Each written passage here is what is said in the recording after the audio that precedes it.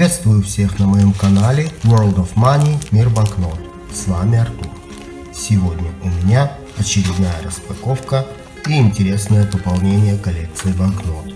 Вот письмо, которое я получил. Давайте его вскроем и посмотрим, что же там такое интересное есть внутри.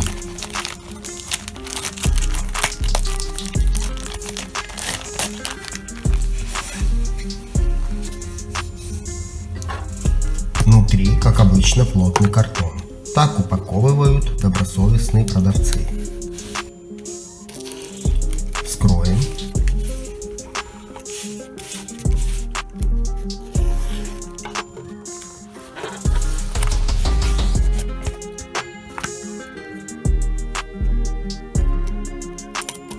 Внутри есть еще конверт. Очень хорошо упакован. Отдельная благодарность продавцу за это.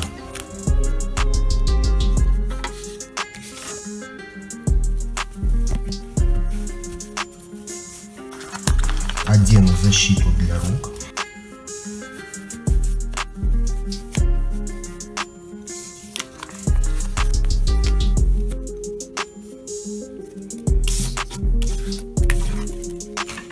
И вот она, банкнота. Освободим ее от холдера. И вот она. Германия, Веймарская республика, 1000 марок 1922 года. Эмиссия Рейхсбанка, имперская банкнота, выпуск 15 декабря 1922 года. Это пятый и последний выпуск 1922 года. Банкнота интересна тем, что она была напечатана, но в обращение так и не поступила, поскольку на момент выпуска этот номинал уже был не актуален в связи с гиперинфляцией. Как известно, после окончания Первой мировой войны в мае 1921 года лондонский ультиматум предусматривал, что Германия должна выплатить военные репарации в размере 132 миллиардов золотых марок в иностранной валюте или золотом. Первый взнос в размере 2 миллиардов марок был выплачен в следующем месяце, что привело к дальнейшему постепенному падению курса марки. Одной из стратегий для выплаты репараций заключалась в том, чтобы напечатать как можно больше денег для покупки иностранной валюты или золота, с помощью которых осуществлялись репарационные выплаты. Результатом этого стала сильная инфляция. К декабрю 1922 года, как раз на момент выпуска этого номинала, Германия больше не могла осуществлять свои платежи и была объявлена неплатежеспособной. Курс марки на тот момент составлял 7600 марок за $1 США. В следующем месяце Франция и Бельгия оккупировали область Германии Руhr, где находились самые продуктивные в мире угольные и железные шахты. После этого курс марки упал до 18 тысяч за $1 США. В начале июня 1923 года курс доллара составил 48 тысяч марок, к августу 353 тысячи, в сентябре 4 миллиона 600 тысяч, к октябрю 99 миллионов, к ноябрю 25 миллиардов и на пике гиперинфляции 1 декабря 1923 года 6 триллионов 700 миллиардов марок за $1 США. Сбережения простого населения Германии были практически уничтожены. Общество пришло в смятение и был проложен путь для подъема экстремистской политики и национал-социалистической нацистской партии. Итак, на момент выпуска этой банкноты 15 декабря 1922 года курс марки по отношению к доллару США составлял 7600 марок, то есть банкнота номиналом в 1000 марок была равна 13 центам, и выпускать в обращение такой номинал было нецелесообразно. Но так как банкнота была уже напечатана в достаточно большом объеме, весь тираж был складирован до лучших времен. А следующим номиналом, выпущенным уже 1 февраля 1923 года, был номинал в 100 тысяч марок. Позже, в конце августа 1923 года, банкноту все же решили пустить в оборот, но в несколько другом виде. Большая часть тиража была проштампована красной надписью «1 миллиард марок» и была выпущена в обращении с надпечаткой в начале сентября 1923 года. Но небольшая часть тиража все же осталась непроштампованной и дошла до наших дней в первозданном виде. Сегодня такую банкноту можно купить на просторах интернета. К примеру, на российских торговых площадках ее цена варьируется от 2300 рублей до 7000 рублей. Давайте рассмотрим банкноту поближе. Основные цвета банкноты: коричневый, черный и серый. Лицевая сторона в большой коричневой узорной рамке с коричневым сеточно-ромбовым узором, занимающей почти 2/3 площади банкноты, размещены: портретная гравюра Йорга Герца в черной овальной рамке с белым сеточным узором.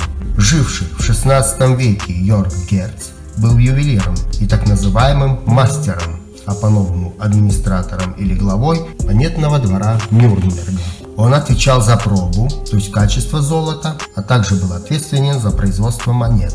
Гравюра была взята с портрета Йорга Герца, написанная нюрнбергским художником Георгом Пенцем, учеником Альбрехта Дюрера. Ниже под портретом в такой же гелиоширной узорной рамке обозначен стилизованный номинал 1000. Правее портрета вверху надпись готическим каллиграфическим шрифтом «Рейхсбанкнота». Ниже таким же крупным шрифтом текстовое обозначение номинала 1000 марок на фоне имперского орла. Под ним текст, который гласит: главное отделение Рейхсбанка в Берлине выплатит держателю этой банкноты сумму 1000 марок. Ниже: Берлин, 15 декабря 1922 года. Управление Рейхсбанка и 12 подписей управляющих, по обеим сторонам которых черная печать Рейхсбанка с номиналом. Правая 1/3 часть банкноты окрашена в коричневый цвет и содержит обозначение номинала в большой вертикальной гелиоширной розетке. Эта часть банкноты усеяна защитными волокнами зеленого цвета. Серия, состоящая из 2 цифр и 1 литеры, и шестизначный серийный номер напечатан зеленым цветом и расположен в верхней части банкноты.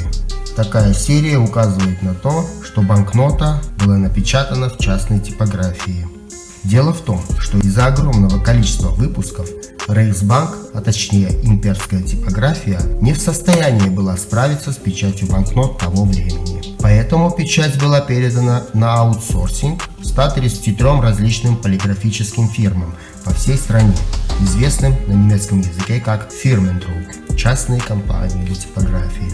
С середины 1919 года до начала 1924 года наряду с десятками тысяч местных чрезвычайных выпусков Нотгельдов было выпущено 89 различных типов национальных банкнот, в среднем по одной банкноте каждые 23 дня.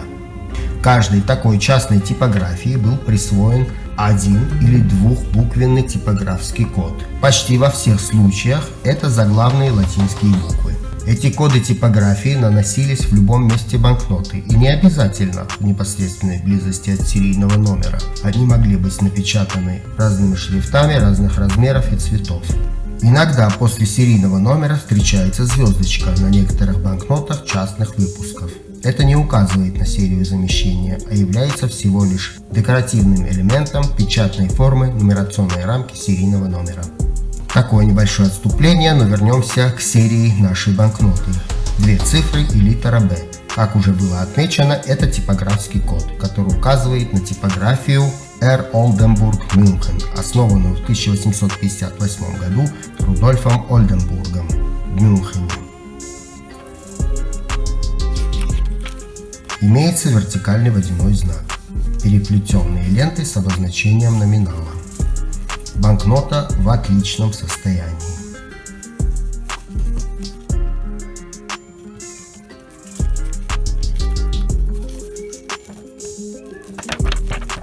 Очень приятный шелест.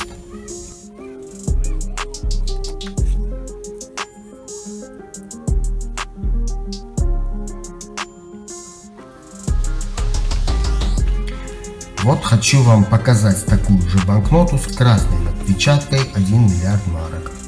Я показывал ее в одном из прежних моих обзоров. Ссылка появится сейчас сверху, а еще оставлю ее в описании к этому обзору.